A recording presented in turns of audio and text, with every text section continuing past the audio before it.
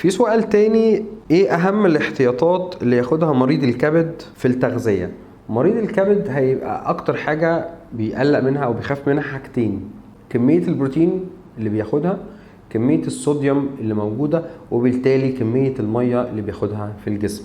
يعني مفروض نقلل شوية كمية البروتينات، لان البروتينات دي هي اكتر حاجة هتحمل على الكبد في عملية الميتابوليزم.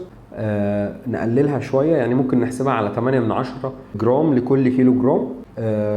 ونقلل كمية الصوديوم، لان بعد فترة بيحصل عملية الاستسقاء وجسمه بيبدأ يعبي مية، فبنقلل كمية المية ونقلل كمية الملح. ده بشكل عام، لان طبعا مريض الكبد ليه تفصيلات كتيرة على حسب هو في اي مرحلة، بس ده بشكل عام ازاي اتعامل مع مريض الكبد. في سؤال تاني: ازاي اتعامل مع مريض الكلى؟ لو انا اتكلمت عن مريض الكلى، تقريبا هيبقى نفس البريكوشنز بتاعت مريض الكبد، ان احنا بنركز اكتر على البروتين، لان عمليه تكسير البروتين بتطلع يوريا وامونيا اللي بتخرج بره الجسم عن طريق الكلى، زائد ان احنا بنحرص جدا من الاملاح والمعادن اللي موجوده في الجسم، زائد ان احنا بنحرص من كميه الميه الموجوده او اللي احنا بناخدها في الجسم. فبالتالي هنقلل الاملاح والمعادن، وهنقلل الحاجات اللي فيها املاح، الاكل اللي فيه املاح عاليه، هنقلل البروتينات اللي الجسم بياخدها، وهنقلل كميه السوائل اللي بيدخلها الجسم.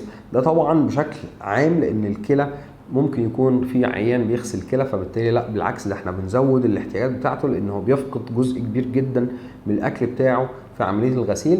فبالتالي احنا بنتكلم على عيان كلى ما بيغسلش، هنقلل البروتين، ممكن نحسبه على 6 من 10 جرام لكل كيلو جرام من وزن الجسم، وهنقلل كميه الاملاح والمعادن، وهنقلل السوائل حسب كمية إخراج البول في الجسم. طول ما بيخرج بول كويس هنديله شوية سوائل، لو قلل بول هنبدأ نقلل كمية السوائل اللي داخلة للجسم. سؤال بعد كده بيتكلم عن مريض السكر. هنعمل ايه مع مريض السكر؟ مريض السكر من الحاجات اللي فيها مشاكل كتيرة وفيها غلطات كتيرة بتحصل للأسف في مصر، لأن معظم الناس بتقولك انت المفروض تشيل السكر خالص. ده حاجة مش صحيحة. احنا ممكن نشيل الكربوهيدرات البسيطة، يعني نشيل السكريات البسيطة، العصاير الكتيرة، الحلويات، الحاجات المسكرة قوي، الحاجات دي نبعد عنها. لكن لازم ناكل كربوهيدرات، يعني ما ينفعش نقول له امنع رز ومكرونة وعيش، هنقول له هاكل رز ومكرونة وعيش بس بنسب قليلة شوية، وفي نفس الوقت بشكل صحي. يعني الافضل العيش السن ثم العيش البلدي، بلاش العيش الابيض والفينو والكلام ده والحلويات. لو بنتكلم عن الرز، الافضل الرز البني ثم الرز الاصفر او البسمتي، لكن الافضل مش افضل حاجه الرز الابيض.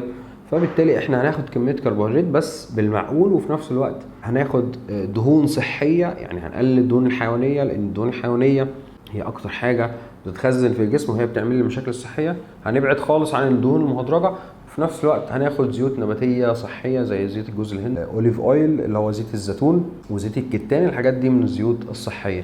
في نفس الوقت هناخد كميه بروتين مناسبه، ولو يفضل طبعا ممارسه الرياضه بشكل دوري عشان زياده عمليه حرق السكر بشكل كويس. السؤال اللي بعد كده: افضل دايت لمريض القلب. افضل دايت لمريض القلب هو دايت بيسموه دايت البحر المتوسط. هو مش عباره عن دايت بشكل يعني حرفي، لكن هو يعتبر لايف ستايل. لايف ستايل يعني ايه؟ يعني احنا هنبدا نزود من اكل حاجات معينه ونبدا نقلل اكل حاجات معينه.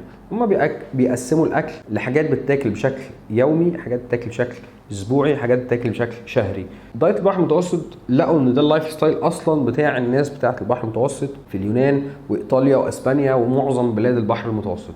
طب بياكلوا ايه؟